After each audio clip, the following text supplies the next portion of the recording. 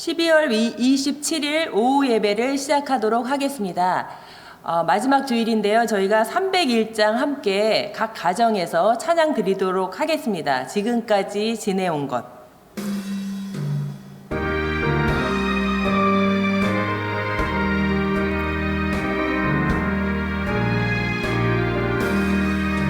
지금까지 지내온 것 주의 크신 은혜라 한이 없는 주의 사랑 어찌로 말하랴 자라깨나 주의 손이 항상 살펴주시고 모든 일을 주 안에서 형통하게 하시네 몸도 맘도 연약하나 내 입마다 살았네 물 붓듯이 부시는 주의 은혜 족하다 사랑 없는 거리에 나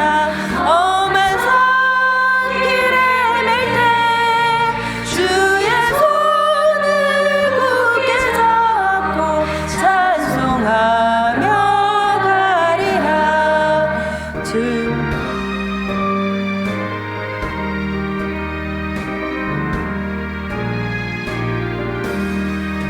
주님 다시 배울 날이 날로 다가와 무거운 짐 주께 맡겨 벗을 날도 멀던데 나를 위해 예비하신 고향 집에 돌아가 아버지의 품 안에서 영원토록 살리라.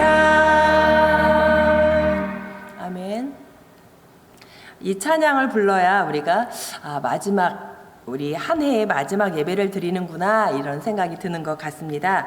오늘 하나님께서 우리에게 주신 말씀을 보도록 하겠습니다. 사무엘상 7장 12절의 말씀입니다. PPT 보시면서 그대로 한 목소리로 가정에서 읽도록 하겠습니다.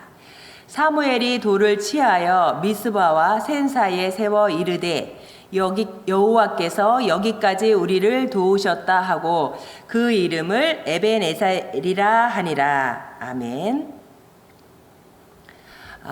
오늘은 사무엘상 4장에서 7장까지의 말씀과 함께 또 사울이 8장에서 왕을 요구하는 그 백성들의 그 하나님에게 간구하는 그 모습대로 왕이 되는 그 장면까지 말씀을 보도록 하겠습니다.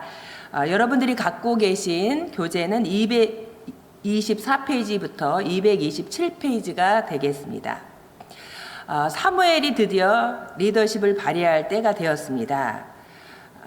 3장 19절에서 20절에 보면 사무엘이 자라매 여호와께서 그와 함께 계셔서 그의 말이 하나도 땅에 떨어지지 않게 하시니 또 이어서 온 이스라엘이 사무엘은 여호와의 선지자로 세우심을 입은 줄을 알았더라. 이제 사무엘이 하나님의 부르심을 어렸을 때 받았습니다.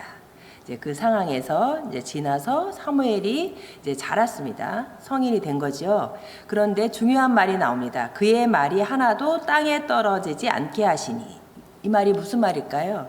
사무엘이 백성들에게 한 말들, 그 말이 모두 그대로 실행이 되었다 이 뜻입니다. 그렇다면 이 말씀에 들어있는 이 한 문장에 들어있는 그 뜻이 무엇일까요? 그러니까 사무엘이 예언자, 즉 하나님께서 말씀을 맡긴 자, 나비, 그의 그 역할을 충분히 아주 훌륭하게 수행하였다 그 말이 됩니다. 그러니까 예언자는 자신의 말을 하는 것이 아닙니다. 하나님께서 말씀을 맡기신 하나님의 말씀을 그대로 이스라엘 백성들에게 대언하는 역할을 예언자가 합니다. 그렇기 때문에 사무엘은 이 말씀을 통해서 백성들에게 사무엘이 한 말은 하나님께서 사무엘에게 넣어준 그 말씀을 그대로 전달하는 사역, 예언자적 그 사역을 충분하게 감당하였다, 이 말이 될 것입니다. 우리가 지난번 사무엘상 1장에서는 듣는 것에 초점을 맞추었습니다. 하나님께서 세우시는 사람, 하나님의 말씀을 듣는 자, 하나님께서 나에게 어떻게 말씀하시나, 하나님께서 세상을 향하여 어떻게 말씀하시나, 듣는 것에, 듣다에 초점을 맞추었습니다. 오늘은 사무엘상 보다에 초점을 한번 맞춰보도록 하겠습니다. 우리가 보고자 하는 사무엘상 4장에서 7장까지는 숨겨져 있는데요. 보는 장면이 굉장히 많이 나옵니다. 보다. 우리가 오래전에 2000년도인가요? 아바타라는 영화가 나와서 많은 우리나라 국민들도 본 것으로 이제 생각이 되는데요. 뭐 굉장히 독특한 그런 이제 내용과 또 이렇게 스케일, 이런 것으로 굉장히 이제 각광을 받았던 그런 영화입니다. 그런데 저는 그 영화에서 이제 뭐 여러 가지 장면들이 생각나지만 가장 이제 마음에 와닿는, 지금도 생각이 되는 그 장면이 뭐냐면 I see you. 내가 당신을 봅니다 이 뜻인데요. 이 이제 대사가 생각이 납니다. 내가 당신을 봅니다. 내가 내 앞에 있는 당신을, 나의 어떤 선견이나 편견 이런 것 같지 않고 그대로 내 눈에 보여지는 그 대상을 그대로 봅니다, 이 뜻입니다. 이게 미국에서 그 영어를 사용하잖아요. 이제 영어를 사용할 때 어떤 특정한 대상을 이렇게 이제 보게 될 때 see를 사용하지 않습니다. look at을 사용합니다. look at, 이렇게 이제 수거를 사용하는데요.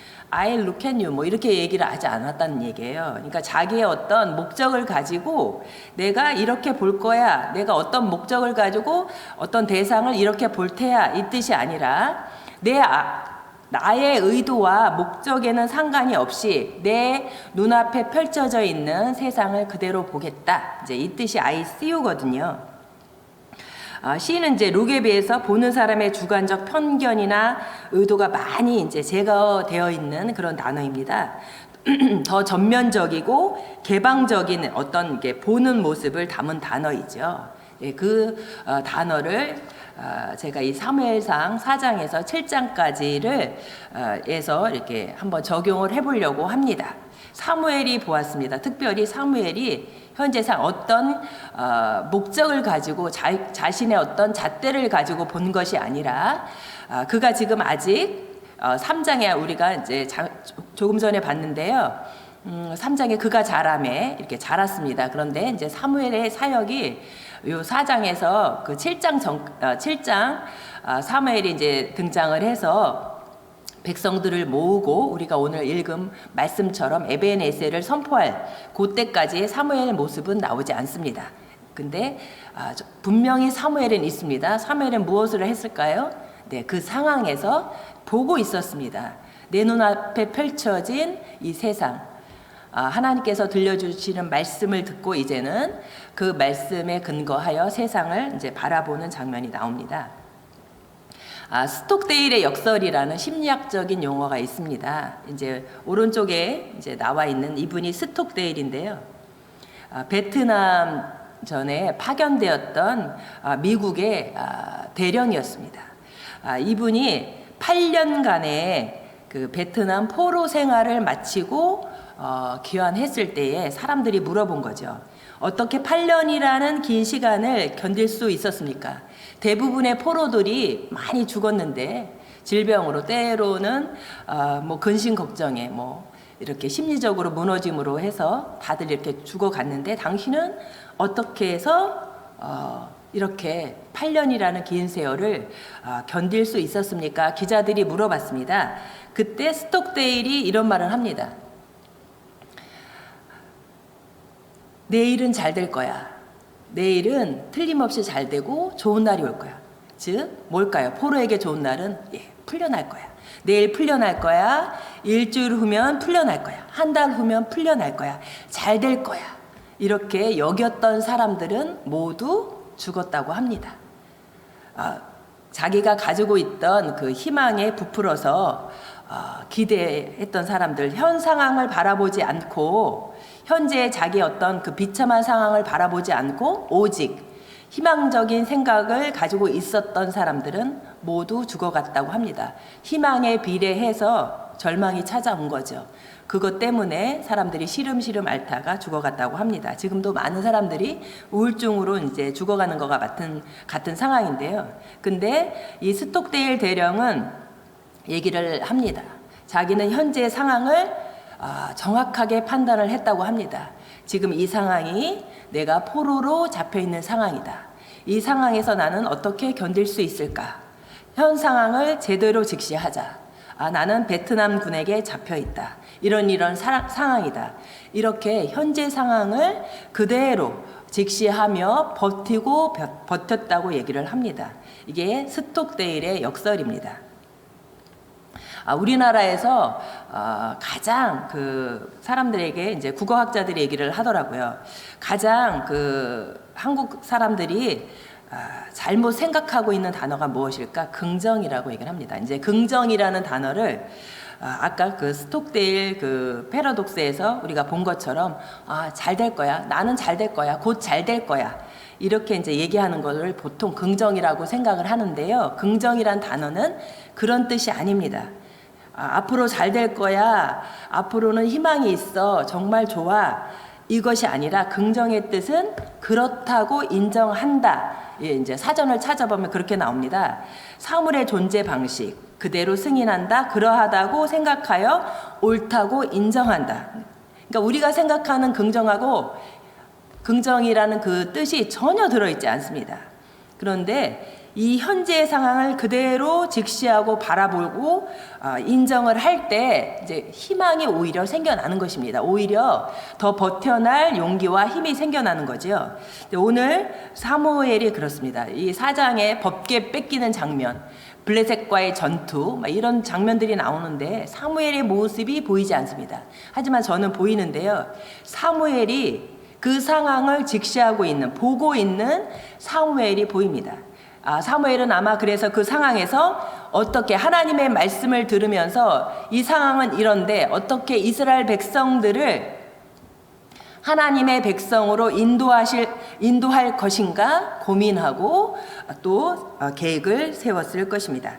그 상황을 한번 들여다보도록 하겠습니다. 자, 이스라엘 백성들이 블레셋에 패합니다. 이제 쫓기게 되었지요. 그때 희한한 생각을 합니다. 이스라엘 백성들이 희한한 생각을 하지요. 지도자들의 생각입니다. 본문에 나와 있는데요. 장로들과 이제 지도자인 홈니 비느하스가 우리가 전쟁에 패하는 것은 우리의 잘못이나 우리의 불순종이다 이렇게 생각을 안 한 거예요. 법궤를 가져오면 하나님의 말씀이 들어있는 법궤를 이 전쟁터에 가져다 놓는다면 우리가 승리할 것이다. 자, 하나님의 말씀이 들어있는 하나님과 약속을 하고 있는 이 법궤는 하나님과의 어떤 언약입니다. 언약의 상징인데요. 그것을 하나의 이제 우상으로 치부해 버린 거죠. 그럴 때 어떤 일이 발생을 했습니까? 이스라엘이 오히려 더 패망하는 그 이제 결과가 나오게 되는데요. 1923년에 이제 이 대령이죠. 등산가입니다. 등산가인데요. 이게 지금 보이는 게 에베레스트 산이거든요. 이게 기자들이 물어봤어요. 이게 영국의 그 유명한 탐험가인데요. 제가 갑자기 생각이 안 나네요. 멜리델인가 이제 하여튼 이런 이제 탐험가인데요. 물어봤습니다. 왜 자꾸 그렇게 1923년이면 더 장비가 없을 때입니다. 등산을 하는데 장비가 없을 때거든요. 왜 자꾸 그렇게 에베레스트 산을 정복을 합니까? 이렇게 이제 왜 이렇게 자꾸 산에 갑니까? 이렇게 물어본 거예요. 그런데 이때 이제 이 영국의 탐험가가 아주 기가 막힌 얘기를 합니다. 산이 거기에 있으니까요. 그러니까 산이 거기에 있으니까요. 그래서 이후로 산악인들에게 이제 질문을 하죠. 왜 그 험한 그 산에 당신은 오르려고 합니까? 그렇게 얘기를 하면 많은 등산가들이 그렇게 얘기를 합니다. 산이 거기에 있기 때문에. 산을 우리 마을에 끌어올 수가 없습니다. 어떻게 해야 될까요? 이제 산에 가고 싶어요. 그러면 산을 끌어오는 게 아니라 내가 그 산에 가야 하는 것입니다. 마찬가지요. 우리가 하나님의 어떤 복을 받고 싶습니다. 그렇죠? 또 하나님께서 주시는 말씀을 듣고 싶습니다. 어떻게 해야 될까요? 법궤를 끌어오는 것이 아닙니다. 내가 성막에 나아가는 것입니다. 성막 안에도 우리가 찬양에도 나와 있는데요.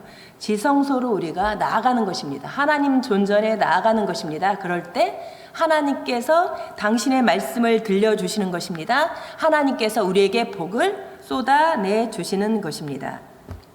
말씀이 있습니다. 그런데요, 우리가 말씀을 어떻게 해야 될까요? 우리가 말씀 앞에 나가야 합니다. 말씀을 내 삶에, 내 행동에 말씀을 끌어다가 거기에 깨맞추는 것이 아니라 나의 삶을, 나의 말을, 내 생각을 말씀으로 가져다가 말씀에 비추어 내 생각이 맞는가, 내 삶이 맞는가, 내 말이 맞는가 확인해야 하는 것입니다. 말씀으로 우리가 나아가야 하는 것입니다. 그럴 때 하나님께서 말씀을 우리에게 들려주시는 것입니다. 요한복음에 보면 나오죠. 말씀이 우리 가운데 거하심에 우리가 말씀을 끌어오지 않았습니다. 말씀이신 예수님이 우리에게 먼저 거하셨습니다. 그때 해당되는 그 말씀이 뭘까요? 이게 대조되는 말씀이죠. 은혜와 진리가 충만해지는 것입니다. 우리가 말씀으로 나아가는 거죠. 이것을 지금 홈리와 비느하스가 이끄는 엘리의 아들들이죠. 그 시대의 이스라엘 백성들은 몰랐습니다. 그런 것을 알고 있었음에도 불구하고 아마 실천하지 않았을 것입니다. 이것을 누가 보고 있습니까? 사무엘이 보고 있는 것입니다. 지도자로 지금 이제 나서기 위해서 이제 준비하고 있는 사무엘이 하나님의 말씀이 땅에 하나도 떨어지지 않는 예언자의 사명을 감당하고자 하는 사무엘이 이 상황을 보고 있는 것입니다. 자, 결과가 어떻습니까? 엘리와 그 아들들이 죽습니다. 두 아들이 죽었어요. 전쟁터에서. 엘리가 의자에서 넘어져 이제 목이 부러져 죽었다 이렇게 나옵니다. 그때에 또 중요한 장면이 나오네요. 비느하스의 아내가 자식을 낳다가 이제 죽게 되는 상황인데요. 이 비느하스의 아내가 보는 장면이 나옵니다. 제가 생각하기에는 굉장히 신앙이 있는, 오히려 남편보다 시아버지보다 신앙이 있는 이제 며느리 아내인 것 같습니다. 엘리 제사장이 돌아가셨다. 홈리 비느하스 제사장이 죽었다. 법궤를 빼앗겼다. 자식의 이름을 뭐라고 정합니까? 이가봇, 이제 없다라는 뜻입니다. 가봇, 영광이에요. 하나님의 영광이 이스라엘에게 더 이상 없겠구나. 지금 누구에게 이름 지어준 것입니까? 그 아들에게 지어준 것입니다. 이게 상황을 정확하게 이 한 여인이 봤네요. 하나님의 말씀, 언약을 떠난 백성들에게 영광은 없구나. 이 죽어가는 한 여인이 그 상황을 보았습니다. 이 아이가 잘합니다. 이가봇이 잘합니다. 이름이 특이하잖아요. 하나님의 영광이 없다. 부정적으로 졌어요. 이가봇 친구들이 부릅니다. 동네 어른들이 부릅니다. 무언의 메시지가 되는 거죠. 하나님의 말씀을 전달하는 이제 도구가 되는 거죠. 한 여인이 그렇게 보았습니다. 자, 블레셋과 이스라엘 백성이 그 언약궤 죄를 범하는 장면이 나옵니다. 자, 블레셋이 언약궤를 빼앗아 갔습니다. 아스돗에 두었습니다. 다곤 신전에서 그 다곤 신이 신상이 무너지는 그런 이제 참변을 겪죠. 이제 옮깁니다. 아스돗으로 옮기고 가드 옮기고 에그로도 옮기고 도저히 이 땅에서는 있어서는 안 돼. 그죠?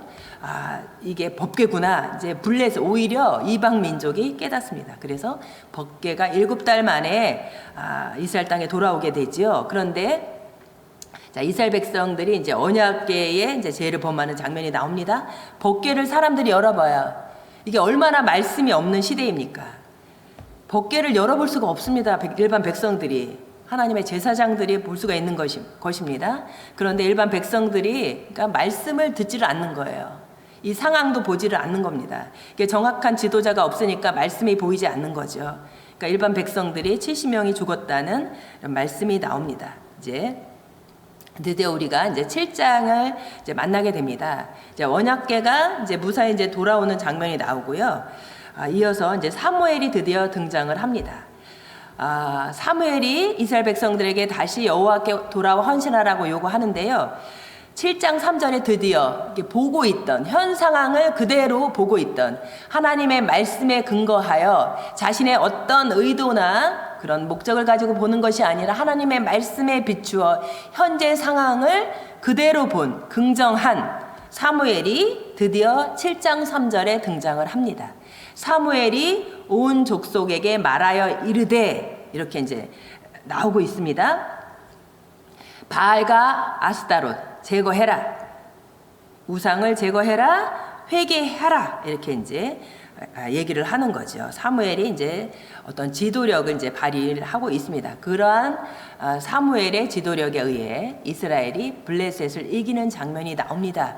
여기에 대해서 또 사무엘이 백성들에게 얘기를 합니다. 미스바와 센 사이에 돌을 세워 큰 돌을 세웠겠죠. 이제 에벤 에셀이다 이렇게 이제 적게 합니다. 돌에 왜 적을까요?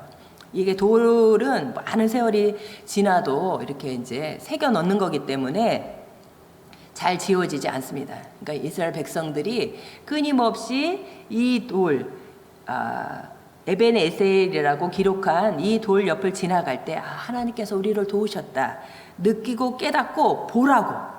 너희들 하나님께서 이렇게 도와주셨다. 그 본 장면을 다시 한번 끄집어내서 보라고 에벤 에셀이라는 이 돌을 세운 것입니다. 그 뜻이 여호와께서 여기까지 우리를 도우셨다 이것입니다. 근데요 여기서 사무엘이 저희들 눈에 잘 안 보이는데요. 이게 영어 성경을 보면 잘 이제 드러납니다. 여호와께서 여기까지 우리를 도우셨다. 이게 이제 우리말에도 조금 있는 것 같긴 한데요. 여기 현재 완료형을 썼습니다. 과거의 어느 시점부터 현재까지 쭉 하나님께서 도우셨다는 것입니다. 지금 사무엘은 무엇을 본 것입니까? 지금 사무엘이 지도력을 발휘하지 않았을 때 블레셋의 법궤를 빼앗기고 이것을 다 본 사람입니다. 그 가운데서도 하나님께서 도우셨음을 본 것입니다. 그래서 지금 에벤 에셀을 지금까지 하나님께서 우리를 도우셨어. 지금 블레셋을 물리쳐 주셨어. 이렇게 과거형을 쓴 것이 아니라 과거서부터 쭉 현재까지 우리를 도와주셨다. 이것이 언제까지 나갈까요? 이제 앞으로 쭉 나가는 것입니다.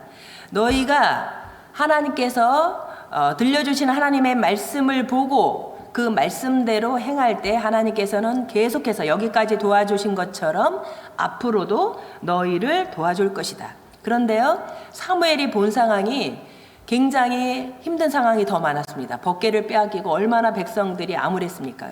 그 법궤가 이스라엘 땅에 돌아왔을 때 백성들이 너무 사모한 거잖아요. 그렇죠? 그런데 그런 장면 속에서도 여호와께서 도우셨다. 에벤에셀 단어를 썼습니다. 그 상황에서는요, 많은 백성들이 그랬을 것입니다. 그렇죠? 이게 하나님은 없나 보다.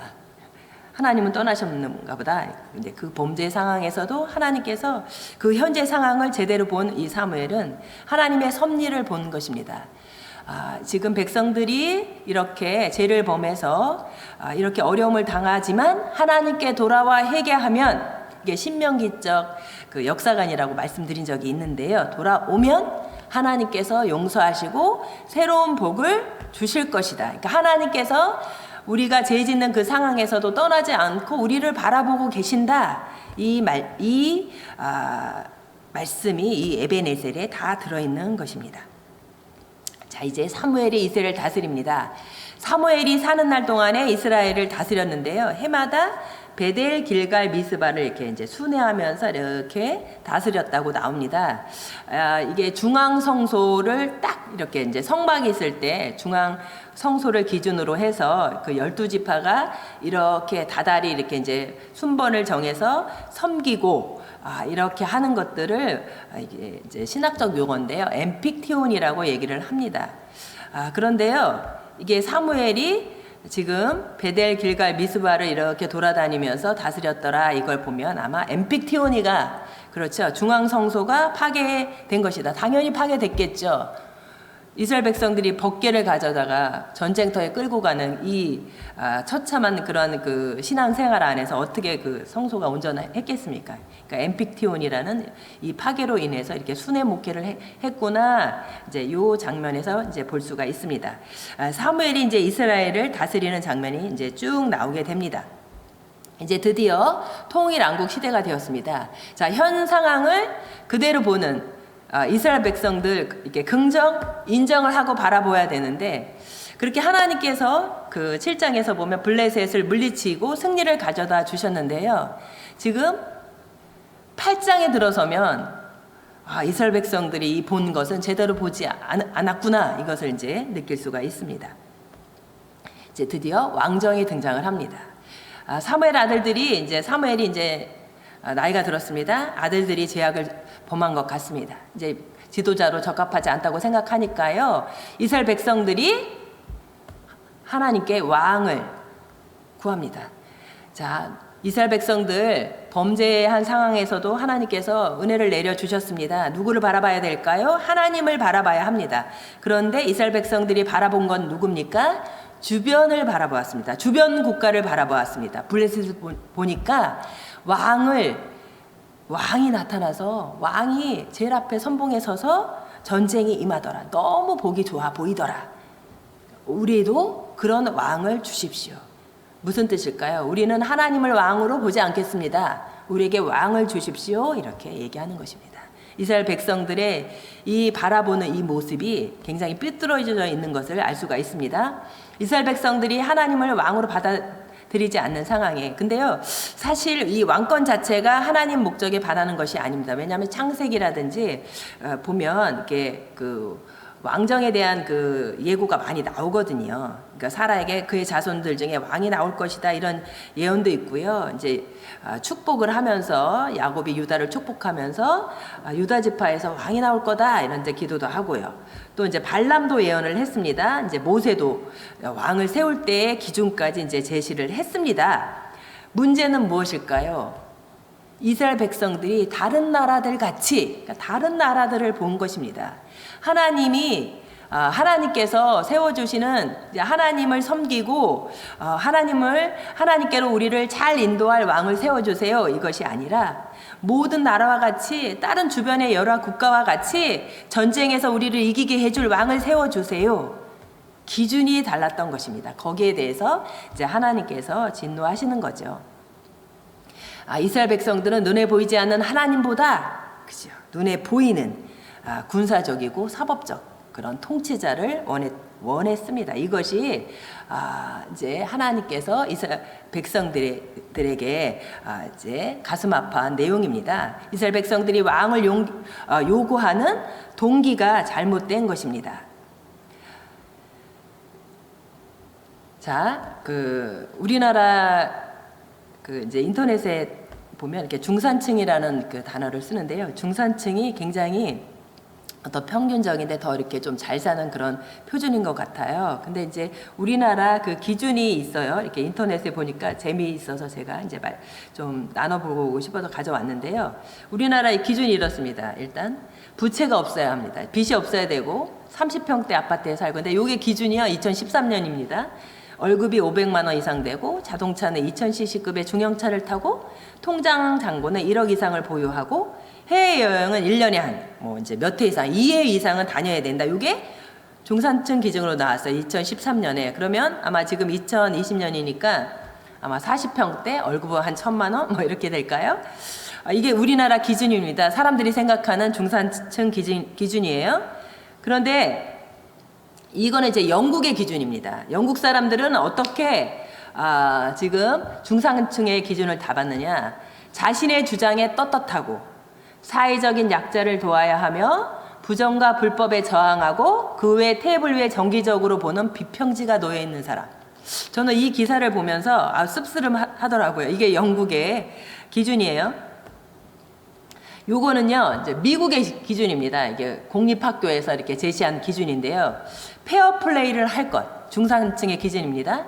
자신의 주장을 확실히 하고 신념을 가질 것, 나만의 독선을 지니지 말 것, 약자를 두둔하고 강자에 대응할 것, 불의불평 불법에 의연하게 대처할 것 등의 조건을 만족하는 사람.